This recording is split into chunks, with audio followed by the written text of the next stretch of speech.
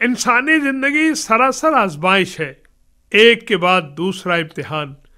ایک اور دریا کا سامنا تھا منیر مجھ کو، میں ایک دریا کے پار اترا تو میں نے دیکھا، کبھی خارجی تو کبھی داخلی طور پر ایسی کیفیات، واقعات اور حادثات کا سامنا کرنا پڑتا ہے کہ بسا اوقات عقل چکرا جاتی ہے، دامن صبر ہاتھ سے چھوٹ جاتا ہے۔ انسان محسوس کرتا ہے کہ وہ دریائے حیات میں بہتا ہوا ایک بے وقت تنکا ہے جس سے لہریں کھیل رہی ہیں، اور کبھی باطن کی دنیا میں موج کا وہ تموج اٹھتا ہے کہ ہر چیز درہم برہم ہو جاتی ہے۔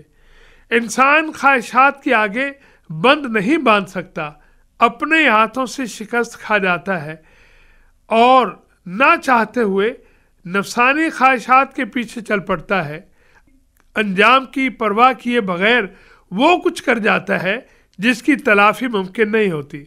اللہ رب العزت نے انسان کو کھنکھناتی مٹی سے پیدا فرمایا، پھر اس میں روح پھونک دی، اسے عقل عطا فرمائی، ضمیر و قلب عطا فرمائے، دل میں خیال آتے ہیں، وسوسے آتے ہیں، دل کی تمناؤں کی تکمیل کے لیے ذہن مشیر با تدبیر کی مانند خواہشات کی، تمناؤں اور آرزوؤں کی تکمیل کے لیے عملی تصویر بناتا ہے۔ اعضاء و جوارح اس خاکے میں رنگ بھرتے ہیں، یوں اعمال وجود میں آتے ہیں، کبھی رذائل تو کبھی فضائل کی صورت میں۔ سوال یہ ہے کہ دل میں خیال کہاں سے آتے ہیں؟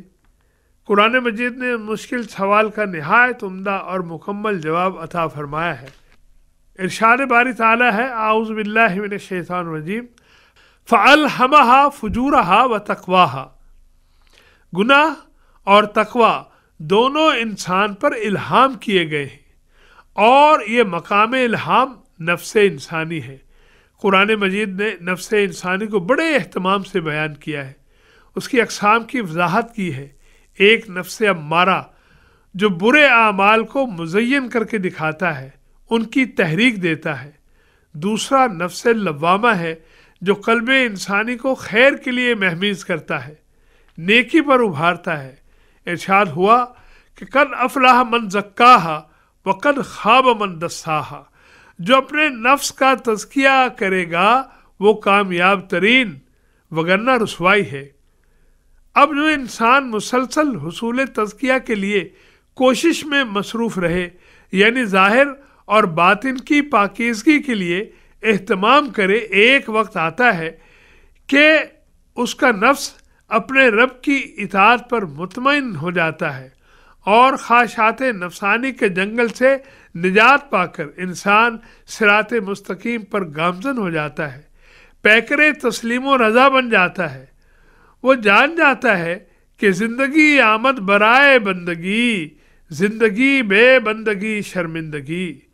قرآن مجید اسے تعلیم دیتا ہے کہ قد افلح من تزکا وذکر اسم ربہ فصلی، بلا شبہ جو پاکیزگی اختیار کرے وہی فلاح یاب ہوگا، اور جو یاد الہی میں مصروف رہا اور جس نے نماز ادا کی۔ اب یہ وہ انداز حیات ہے کہ دنیا کی تمام تر مصروفیات اور مشغولیات کے باوجود انسان اپنے رب سے، مقصد حیات سے غافل نہیں ہوتا، اور یوں فلسفہ حیات اس پر کھل جاتا ہے کہ ہتھ کارول تے دل یارول۔ قرآن مجید نے ارشاد فرمایا ہے، وما خلقت الجن والانس الا لیعبدون۔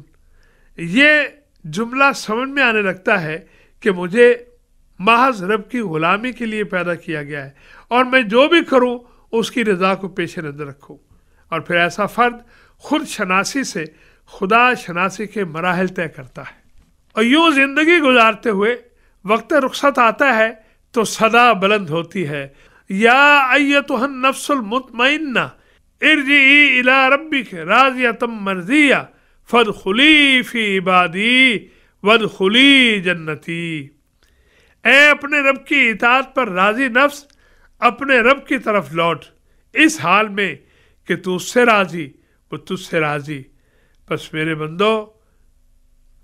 میرے بندوں میں داخل ہو جا اور میری جنت میں داخل ہو جا۔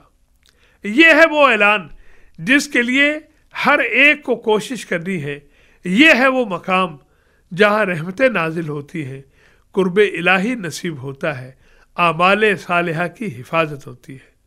بس لازم ہے کہ اس کامیابی کو حاصل کرنے کے لیے مسلسل حالت امتحان میں رہتے ہوئے خواہشات نفسانی پر لپکنے سے گریز کیا جائے۔ اب آئیے پھر اس آزمائش کی کیفیت کو سمجھا جائے۔ ارشاد باری تعالیٰ ہے وَلَنَبْلُوَنَّكُمْ بِشَيْءٍ مِّنَ الْخَوْفِ وَالْجُوعِ وَنَقْصٍ مِّنَ الْأَمْوَالِ وَالْأَنفُسِ وَالثَّمَرَاتِ وَبَشِّرِ الصَّابِرِينَ الَّذِينَ إِذَا أَصَابَتْهُمْ مُصِيبَةٌ قَالُوا إِنَّا لِلَّهِ وَإِنَّا إِلَيْهِ رَاجِعُونَ أُولَئِكَ عَلَيْهِمْ صَلَوَاتٌ مِّن رَّبِّهِمْ وَأُولَئِكَ هُمُ الْمُهْتَدُونَ۔ اور ہم ضرور تمہیں تھوڑی سی آزمائش میں مبتلا کریں گے، کبھی خوف اور کبھی بھوک طاری کریں گے، کبھی مالوں میں کمی کریں گے تو کبھی جانیں جائیں گی، اور کسی کو کوششوں کے ثمرات نصیب نہیں ہوں گے۔ صبر کرنے والوں کو خوشخبری سنا دیجیے، یہ وہ لوگ ہیں کہ جب انہیں کوئی مصیبت پہنچتی ہے تو پکار اٹھتے ہیں کہ ہم اللہ ہی کے لیے ہیں اور ہم نے اسی کی طرف لوٹنا ہے۔ انہی لوگوں پر ان کے رب کی طرف سے عنایات ہیں اور یہی ہدایت یافتہ ہیں۔ This program is the sole property of Pakistan Broadcasting Corporation, Islamabad. Piracy in this regard is illegal.